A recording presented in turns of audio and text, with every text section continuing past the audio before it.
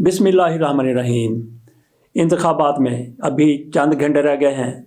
इंतखाबी सरगर्मियाँ अपने इख्तिताम को पहुँच चुकी हैं। वो इंतखाबी सरगर्मियाँ जो सरेआम जारी थीं, जलसे हो रहे थे, जुलूस हो रहे थे, रैलियाँ हो रही थी, वो तो एक रोज़ पहले इंतखाबात से ख़त्म हो गई। लेकिन इंतखाबी मुहिम जारी है।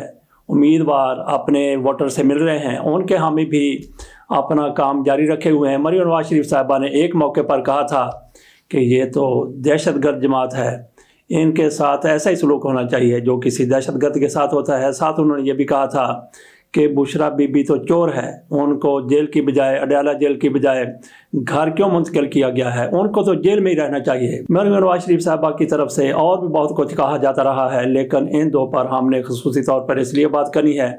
एक तो मरियम नवाज शरीफ साहबा ने जलसे में ऐलान किया, उन्होंने कहा कि पीटीआई के नौजवान उन्होंने कहा कि पीटीआई के नौजवान नफ़रत ख़त्म कर दें। ये मरियम नवाज शरीफ साहिबा की तरफ से पीटीआई के नौजवानों को पैगाम है कि अपनी नफ़रत ख़त्म कर दें। तो मैडम से ये पूछना है कि वो अपनी नफ़रत ख़त्म करके क्या करें, कौन सी नफ़रत ख़त्म कर दें, किस से नफ़रत ख़त्म कर दें। तो मरियम नवाज शरीफ साहिबा का इस पर क्या जवाब हो सकता है कि नफ़रत ख़त्म करके वो मुस्लिम लीग नून में आ जाएं, या यही वो चाहती हैं। नफ़रत ख़त्म करने का ये मतलब है कि वो पीटीआई को छोड़ें, उनके साथ आकर शामिल हो जाएं।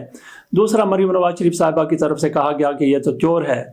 तो न जाने कैसे बुशरा बेगम के कान में ये आवाज़ पड़ गई। उन्होंने फौरी तौर पर इस्लामाबाद हाई कोर्ट में दरख्वास्त दे दी कि मैं अपने घर पर बंद नहीं रहना चाहती, मैं आम कैदियों के साथ जेल में रहना चाहती हूँ।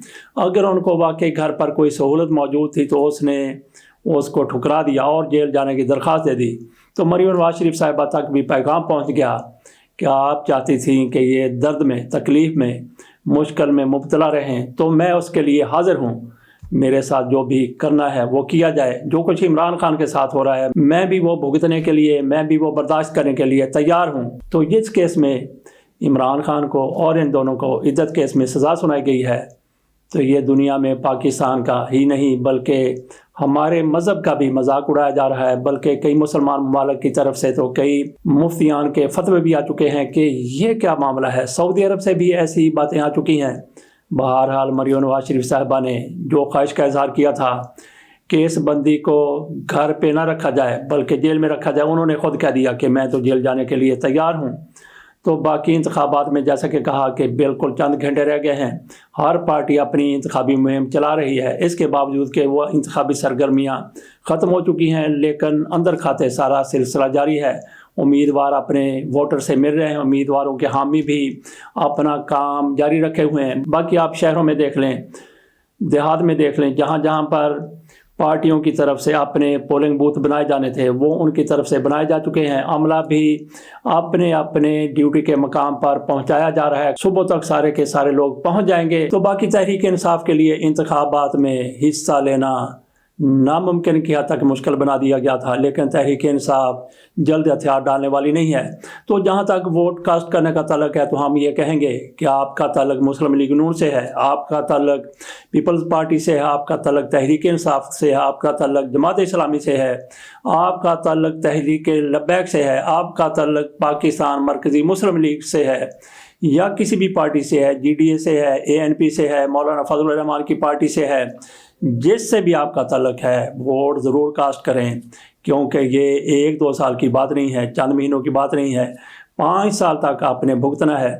आप जिसको समझते हैं कि ये बंदा पाकिस्तान के लिए बेहतर साबित हो सकता है, उसको देखकर वोट दें। अपने मकामी बंदे को हरगिज़ ना देखें जिसने आपकी सड़कें बना दी हैं, जिसने नालियाँ दुरुस्त करवा दी हैं, उसको देखने की ज़रूरत नहीं है।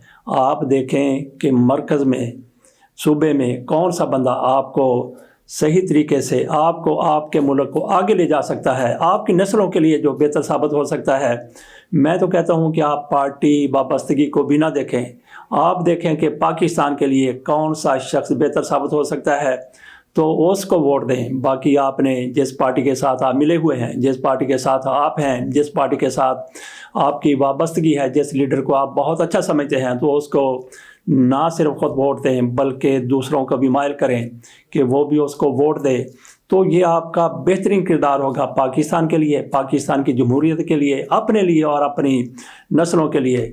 تو میں کیوں زور دے رہا ہوں کہ ووٹ آپ نے کاسٹ کرنا ہے، اپنے ساتھیوں کو، اپنے رشتہ داروں کو کہیں، جہاں جہاں تک آپ کا بس چلتا ہے سب کو کہیں کہ ووٹ کاسٹ ضرور کریں۔ اسی سے آپ اپنی منظر حاصل کر سکتے ہیں، اسی سے آپ پاکستان کو آگے لے جا سکتے ہیں۔ مجھے تھوڑا سا واقعہ یاد آ گیا 2009 میں سرکوزی، یہ فرانس کے صدر سے، ان کی طرف سے نقاب پر خواتین کے، مسلمان خواتین کے نقاب پر پابندی لگا دی گئی۔ اس پر مسلمان بڑے دل برداشتہ ہوئے، بڑے بر افروختہ ہوئے، لیکن انہوں نے سرکوزی کے بارے میں کوئی غلط بیان نہیں دیا، کوئی غلط بات نہیں کی۔ 2 سال کے بعد، 2.5 سال کے بعد انتخابات ہوتے ہیں، تو انتخابات میں مسلمانوں کی طرف سے پورا زور لگا دیا گیا۔ انہوں نے اس موقع پر بھی سرکوزی کے خلاف ایک لفظ بھی زبان سے ادا نہیں کیا۔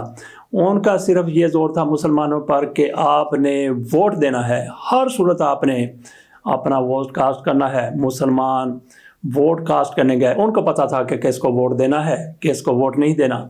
مسلمانوں کے ووٹوں کی وجہ سے سرکوزی ہار گیا تھا۔ اسی طریقے سے آپ کا ایک ووٹ ہے، ووٹ ضرور کاسٹ کیجئے، جس کو بھی آپ نے ووٹ دینا ہے وہ آپ کی مرضی ہے، لیکن ووٹ ضرور کاسٹ کرنا ہے۔ باقی تحریک انصاف کے لیے جس طرح سے راستے بند کیے گئے ہیں، ان کی طرف سے ایک ویب سائٹ بنائی گئی insaf.pk، اس پر اتنا زیادہ شاید لوڈ ہو گیا ہے، یا پھر حکومت کی طرف سے اس کو سلو کر دیا گیا ہے۔ جب آپ 8300 پر میسج کر کے اپنے حلقے کا پتہ کرتے ہیں، تو اس کے بعد پھر آپ نے اگر پی ٹی آئی کے امیدوار کو ووٹ دینا ہے، اگر آپ نے کسی اور پارٹی کے امیدوار کو ووٹ دینا ہے، وہ تو آپ کو بالکل پتہ ہوگا کہ فلاں پارٹی کا فلاں نشان ہے، لیکن پی ٹی آئی کے نشانات کے بارے میں بہت سے لوگوں کو نہ صرف یہ کہ نشانات کے بارے میں نہیں پتہ، بلکہ امیدوار کے بارے میں بھی نہیں پتہ کہ کون امیدوار ہے۔ تو اس کے لیے پھر تحریک انصاف کی طرف سے insaf.com میں ایک ویب سائٹ بنائی گئی تھی، اس پر شاید اتنا زیادہ رش ہو گیا، یا پھر حکومت کی طرف سے اس کو سلو کر دیا گیا ہے۔ اب وہاں سے پوچھنے کی کوشش کرتے ہیں تو کافی تاخیر کے بعد، کافی دیر کے بعد وہاں سے جواب آتا ہے۔ کچھ لوگ یہ سمجھ لیتے ہیں کہ شاید ویب سائٹ بند کر دی گئی ہے، یا بہت ہی زیادہ سلو ہو گئی ہے، حکومت نے کی ہے، یا پھر اس پر لوڈ اتنا زیادہ ہے۔ تحریک انصاف کو اس سب کا پتہ تھا، یہ ویب سائٹ بلاک بھی ہو سکتی ہے، تحریک انصاف کو اس کا بھی علم ہے۔ آئی ٹی کے معاملے میں تحریک انصاف کا یہ پارٹیاں پاسک بھی نہیں ہے۔ پاسک یہ مطلب ہے کہ بالکل ہی کہیں پہ بھی ایگزسٹ نہیں کرتی، کوئی مقابلہ ہی نہیں ہے۔ وہ کہاں پہ اور یہ کہاں پہ، وہ بہت آگے جا چکے ہیں۔ انہوں نے اپنی ساری انتخابی مہم سوشل میڈیا کے ذریعے، انہوں نے اپنی ساری انتخابی مہم ٹیکنالوجی کے ذریعے، جدید ٹیکنالوجی کے ذریعے، آئی ٹی کے ذریعے چلائی ہے۔ انہیں پتہ تھا تحریک انصاف کو کہ ہماری ویب سائٹ بلاک ہو سکتی ہے، سلو ہو سکتی ہے، کچھ بھی ہو سکتا ہے۔ انہوں نے پھر گیٹ اپ کو استعمال کیا۔ گیٹ اپ کیا چیز ہے، ہم آپ کے سامنے اس کا لنک بھی رکھ دیتے ہیں۔ گیٹ اپ آئی ٹی کی یہ ویب سائٹ ہے، پورے پاکستان کے لوگ حکومت سمیت اسی ویب سائٹ کو استعمال کرتے ہیں۔ اسی کے ذریعے پاکستان سے باہر پیسہ جاتا ہے، پاکستان میں پیسہ آتا ہے، باقی بھی بہت سے معاملات اسی کے ذریعے چلتے ہیں۔ تو حکومت کیا اپنا کاروبار روکے گی؟ یہ ویب سائٹ، اس ویب سائٹ کا بند ہونا یا سلو ہونا ممکن ہی نہیں ہے، کیونکہ بہت بڑی ویب سائٹ ہے، آئی ٹی کا پورا سیکٹر اس کو استعمال کرتا ہے، حکومت بھی استعمال کرتی ہے۔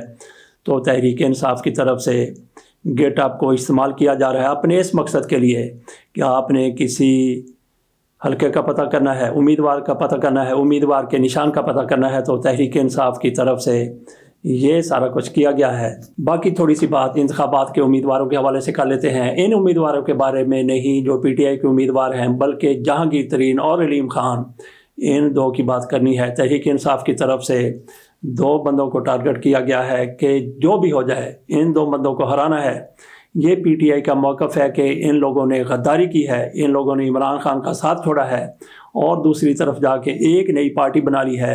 تو ان کا یہی مقصد ہے کہ کوئی اور جیتے یا نہ جیتے، جیتتا ہے تو جیت جائے، یہ 2 بندے نہ جیت سکیں۔ اور جہانگیر ترین نے بھی اس کو اپنی ضد بنا لیا ہے، اپنی انا بنا لیا ہے کہ میں نے کسی بھی صورت پارلیمنٹ میں پہنچنا ہے۔ ملتان میں ان کا مقابلہ ہے احمد ڈوگر کے ساتھ، اور احمد ڈوگر کو جاوید ہاشمی کی حمایت بھی حاصل ہو چکی ہے۔ جاوید ہاشمی نے ان کی کیا حمایت کی کہ خود ہی ان کو لینے کے دینے پڑ گئے، کبھی پولیس ان کو اٹھا لیتی ہے، کبھی ان کے کسی ریلیٹیو کو اٹھا لیتی ہے، کبھی ان کی مجھ کو اٹھا لیتی ہے، کبھی ان کی گاں کو اٹھا لیتی ہے، کبھی ان کی بکری کو اٹھا لیتی ہے، جو بھی ان کے ہتھے چڑھتا ہے اس کو صرف اس لیے کہ جاوید ہاشمی کو پریشان کیا جائے اٹھا لیا جاتا ہے۔ یہاں سے تو عامر ڈوگر سے جہانگیر ترین کا جیتنا مشکل ہے، ممکن نظر نہیں آتا، لیکن حلقہ 155 لودھرا میں وہاں پہ جہانگیر ترین صاحب نے اپنے آپ کو مضبوط بنانے کے لیے ایک امیدوار کو پیچھے ہٹایا، اس کے ساتھ صلح کر لی۔ اس کے بعد عفت طاہر سمرو وہ ان کے مقابلے میں آئی اور انہوں نے وہاں پہ جو فضا بنا دی، وہاں پہ جو ہوا بنا دی، جہانگیر ترین بہت زیادہ پریشان ہوئے۔ خدا بہتر جانتا ہے کہ ان کو گرفتار کروایا گیا، ان کی کوئی ویڈیو دکھائی گئی یا ان کے ساتھ کیا کیا گیا، انہوں نے بھی جہانگیر ترین کے ساتھ ملنے کا اعلان کر دیا، لیکن تحریک انصاف یہاں پہ اپنے آپ کو پیچھے ہٹانے کے لیے تیار نہیں ہے۔ ان کی طرف سے قاسم نامی شخص کو سامنے لایا گیا، اب وہ جہانگیر ترین کا مقابلہ کریں گے۔ اگر رات کو ان کو بٹھا دیا جاتا ہے تو پھر صبح آپ گیٹ اپ پر جا کر چیک کریں کہ تحریک انصاف کا جہانگیر ترین کے مقابلے میں کون امیدوار ہے۔ اگر آپ نے جہانگیر ترین کو ووٹ دینا ہے پھر تو ٹھیک ہے، اگر آپ نے ووٹ تحریک انصاف کے امیدوار کو دینا ہے تو پھر ویب سائٹ پہ جا کر دیکھیں، ایک تو insaf.pk ہے، دوسرا گیٹ اپ ہے، دونوں میں سے کسی ایک پر آپ کو پتہ چل جائے گا کہ لیٹسٹ وہاں پہ کون جہانگیر ترین کے مقابلہ کر رہا ہے۔ اجازت دیجیے، اللہ حافظ۔